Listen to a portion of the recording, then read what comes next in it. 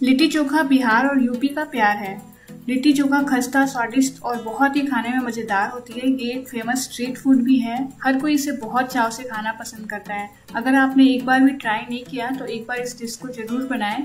वैसे तो ये आग में बनता है, पर मैं आपको इसे बिल्कुल देसी तरीके से कुकर में बनाना बता रही हूँ, वो भी एकदम ऑथेंटिक तरीके से।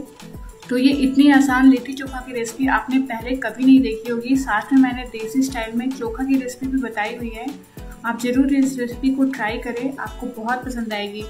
तो चलिए बनाना शुरू करते हैं आज की लिट्टी चोखा की रेसिपी। तो सबसे पहले हम लिट्टी चोखा के लिए चोखा तैयार कर लेते हैं। तो यहाँ पे मैंने एक बड़े साइज का बैंगन लिया है, एक टमाटर लिया है, 4 से 5 लहसुन की कलियां लिए हैं और 2 से 3 हरी मिर्ची ली हैं।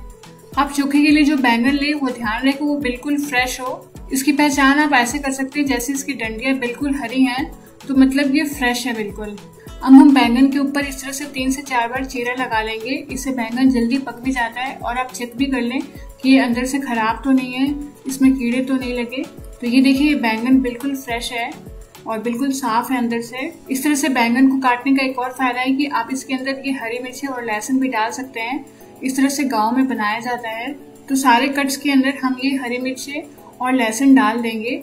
अब यहाँ पे मैंने जो एक टमाटर लिया है इसको भी हम इस तरह से प्लस के शाइन में काट लेते हैं। और अब हम बैंगन के ऊपर थोड़ा सा तेल लगा लेंगे और टमाटर के ऊपर भी। इससे बैंगन के छिलके जो है बहुत आसानी से निकल जाते हैं और टमाटर के छिलके भी। तो तेल जरूर लगाएं। तो तेल लगाने के बाद अब हम चलते हैं इसे रोस्ट करने की ओर। तो यहाँ मैंने एक स्टैंड रख दिया है, गैस की फ्लेम को मीडियम पे रखेंगे और बैंगन रख देंगे, साथ में एक टमाटर, और इसको चारों तरफ से अच्छे से पूरी तरह रोस्ट होने तक पकाएंगे। तो जैसे जैसे ये रोस्ट होता रहे इसको आप पलटते रहें जब तक बैंगन और टमाटर पूरी अच्छी तरह से सॉफ्ट नहीं हो जाती है। तो यहाँ देखिए, बैंगन और टमाटर काफ़ी अच्छे से रोस्ट हो गए हैं। अब हम गैस की फ्लेम को बंद कर देंगे और इसे अब हम एक प्लेट के ऊपर ले लेंगे। तो देखिए, इसके छिलके काफ़ी आसानी से बाहर आ रहे हैं क्योंकि हमने इस पर तेल लगाया था। तो अभी हम इसको पूरी तरह अच्छे से ठंडा कर लेते हैं, फिर हम इसके छिलके उतार लेंगे। तब तक हम लिट्टी के लिए डो तैयार कर लेते हैं। तो डो तैयार करने के लिए मैंने यहाँ पे एक मिक्सिंग बाउल लिया है। इसमें हम 2 कप गेहूं का आटा डालेंगे। आप इसको गेहूं के आटे में ही बना सकते हैं, आपको मैदा डालने की जरूरत नहीं है। अब इसके अंदर हम आधा टीस्पून नमक डालेंगे, साथ में 1 बड़ा चम्मच देसी घी डालेंगे और इसको अच्छे से मिक्स कर लेंगे। मिक्स करने के बाद हमें इसमें धीरे धीरे करके पानी डालना है क्योंकि हमें इसका एक टाइट सा डो बनाना है। क्योंकि हम इन लिट्टियों को कुकर में बनाने वाले हैं तो इसलिए इसका सख्त सा डो लगाएं। अगर आप इन लिट्टियों को छान कर बनाना चाहते हैं तेल में तो ही आप इसका थोड़ा सा सॉफ्ट सा डो लगाएं। तो देखिए, इस तरह से हमें इसका डो तैयार कर लेना है और अब इस गूंथे हुए आटे को हम ढक के रख देंगे। और इधर जो हमने बैंगन, टमाटर, हरी मिर्च और लहसुन को रोस्ट करके लिया था वो मैंने इसको साफ कर लिया अच्छे से, इसके सारे छिलके उतार के। इसको हम चाकू से या फिर चम्मच से इस तरह से हल्का कट कर लेंगे और इसको हाथों से अच्छे से मैश करते हुए इसका चोखा तैयार कर लेंगे। इसको अच्छे से मैश करने के बाद हम इसमें डालेंगे 2 से 3 बारीक कटी हुई लहसुन की कलियां, एक छोटा प्याज मैंने बारीक चॉप करके डाला हुआ है, साथ ही में आधा इंच अदरक पीस के डाला हुआ है और 2 से 3 बारीक कटी हुई हरी मिर्ची डाल देंगे।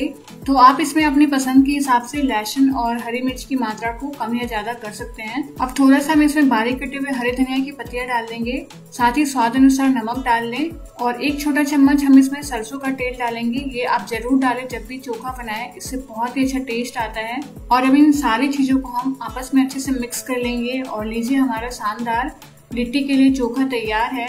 अब हम चलते हैं नेक्स्ट प्रोसेस की ओर। तो आइए अब हम बना लेते हैं लिट्टी के लिए स्टफिंग, जो हम सत्तू से बनाएंगे। तो ये मैंने 2 कप सत्तू लिया है।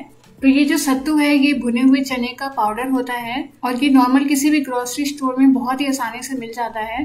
तो अब इस सत्तू के अंदर सबसे पहले हम डालेंगे लहसुन की कलियां 2 से 3 बारीक काट के, साथ ही में आधा इंच अदरक का टुकड़ा वो भी बारीक काट के, 2 से 3 हम इसमें हरी मिर्ची डाल देंगे बारीक काट के और एक मीडियम साइज का प्याज हमें बारीक चॉप करके डालना है। अब इसमें हम डाल देंगे खूब सारा बारीक कटा हुआ हरा धनिया और साथ ही हम इसमें डालना है 2 बड़े चम्मच नींबू का रस और इसके बाद इसमें जाएगा ये मिर्च के अचार का मसाला। तो ये भरवा मिर्च के अचार का मसाला है मेरे पास, जो मैं इसमें डाल रही हूँ। आपके पास है तो आप भी जरूर डालें, इससे बहुत ही अच्छा टेस्ट आता है ये सत्तू की स्टफिंग के अंदर। आप नॉर्मल किसी और भी अचार का मसाला इसमें डाल सकते हैं।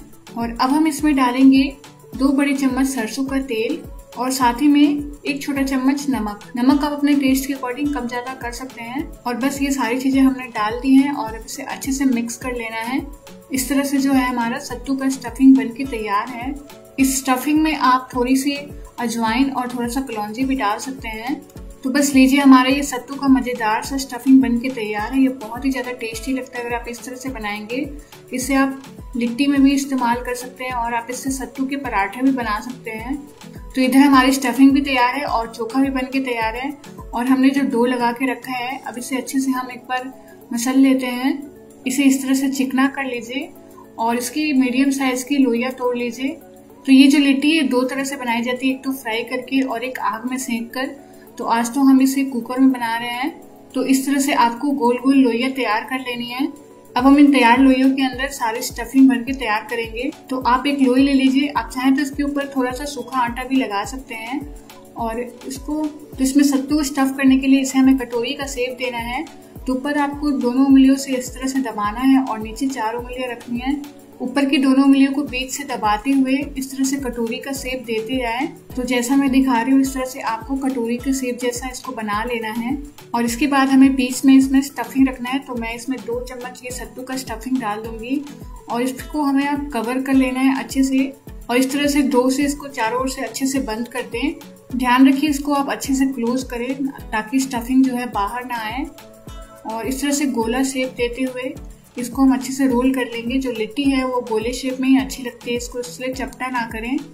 तो यहाँ पे हमने एक लिट्टी को रोल करके तैयार कर लिया है। इस तरह से हम सारी लिट्टियों को स्टफ करके रेडी कर लेंगे। तो देखिए सारी लिट्टी को हमने स्टफ करके रेडी कर लिया है। अब हम चलते हैं इसको सेकने की ओर। तो यहाँ मैंने कुकर गर्म होने को रखा है। इसमें हम थोड़ा सा तेल डाल के इसको अच्छे से ग्रीस कर लेंगे। और इसमें लिट्टी डालने से पहले हमें कुकर को मीडियम फ्लेम पे 2 से 3 मिनट के लिए खूब अच्छे से गर्म कर लेना है। तो कुकर हमारा अच्छे से गर्म हो गया है। अब हम एक एक लिट्टी को अच्छे से इसके अंदर डाल देंगे। तो सारी लिट्टी को कुकर में डालने के बाद गैस की फ्लेम को बिल्कुल लो कर दें। और जो कुकर का ढक्कन है अब हम इसमें लगा लेंगे। तो कुकर का ढक्कन लगाने से पहले ध्यान रखिए इसकी सीटी और रबर जो है निकाल दें और फिर आप कुकर का ढक्कन बंद कर लें। और इसको 4 से 5 मिनट हमें धीमी आंच पे अभी पकने देना है। तो 4 से 5 मिनट बाद अब हम इसे चेक कर लेते हैं। तो देखिए अभी उसको हम पलट लेंगे। तो देखिए एक तरफ से कितने अच्छे से सिक गई है। तो इस लिट्टी को पूरी तरह से सेकने में 20 से 25 मिनट लगेंगे। इसको धीमी आंच पे बंद करके ऐसे 4 से 5 मिनट बाद चेक करते रहें और इसको रोटेट करते हुए अच्छे से सिकने दें चारों तरफ से। तो कुकर को बीच बीच में इस तरह से हिलाते रहें और चारों तरफ से अच्छे से सिकने दें। तो दोबारा हम इसे चेक कर लेते हैं। तो देखिए दूसरी तरफ से भी अच्छे से सिक गई है। अब हम कुकर का ढक्कन है वापस से लगा के इसको इस तरह से रोटेट करते हुए अच्छे से हिला लेंगे ताकि जो इसके किनारे हैं वो भी काफी अच्छे से सिक जाए। तो बस आपको इस बात का ध्यान रखना है जब आप लिट्टियों को कुकर में सेकें तो इसको अच्छे से रोटेट करते हुए पकाएं चारों ओर से, नहीं तो ये कच्ची रह जाएगी। और इस तरह से आप रोटेट करते हुए पकाएंगे तो ये बहुत ही ज्यादा क्रिस्पी बनेगी और खाने में भी बिल्कुल जैसे आग में लिट्टी बनती है ना, बिल्कुल वैसी ही लगेगी। तो देखिए फाइनली मैंने इस लिट्टी को अच्छे से रोटेट करते हुए कुकर को हिलाते हुए पका लिया है और ये चारों तरफ से अब अच्छे से तैयार हो गई है सिक के। अब हम इसको एक प्लेट के ऊपर निकाल लेते हैं।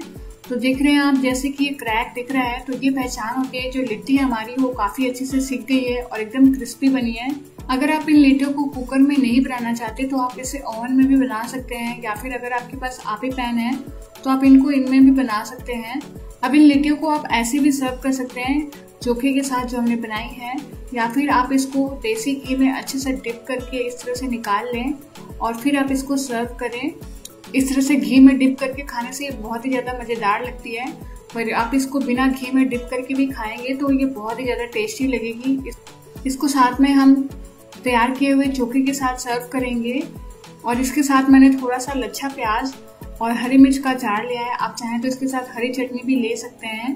तो हमारी तो लिट्टी चोखा हो गई है तैयार और ये अभी से ही खाने में इतनी टेम्पटिंग लग रही है, मेरे तो मुंह में पानी आ रहा है। आप कब बना रहे हैं कुकर में इस तरह से गाँव जैसा बिल्कुल लिट्टी चोखा, आप हमें जरूर बताएं। आप एक बार इस रेसिपी को फॉलो करके लिट्टी चोखा बनाएंगे तो हमेशा आप इसी तरीके से बनाएंगे और ये बेहद आसान है बनाना, तो आप ही जरूर बनाएं। लिट्टी चोखा की रेसिपी आपको कैसे लगी हमें जरूर बताइएगा। फिर मिलेंगे आपसे अगली वीडियो में, तब तक के लिए बाय बाय, टेक केयर।